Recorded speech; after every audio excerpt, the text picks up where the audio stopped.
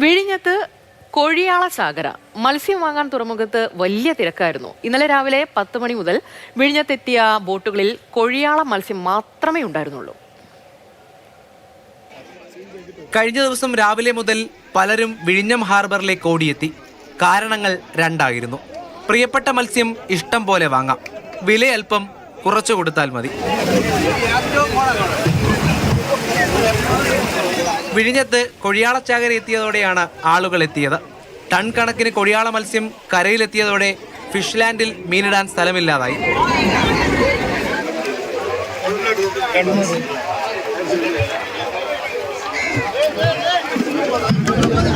ഉച്ചയോടെ മീനിന്റെ വിലയും കുത്തനെ കുറഞ്ഞു.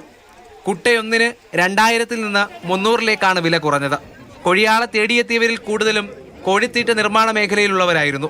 വില കുറഞ്ഞത് മത്സ്യത്തൊഴിലാളികൾക്ക് നിരാശയായപ്പോൾ മത്സ്യം വാങ്ങാനെത്തിയവർ കൈനിറയെ കൊഴിയാളയുമായി മടങ്ങി. മാതൃഭൂമി ന്യൂസ്, തിരുവനന്തപുരം.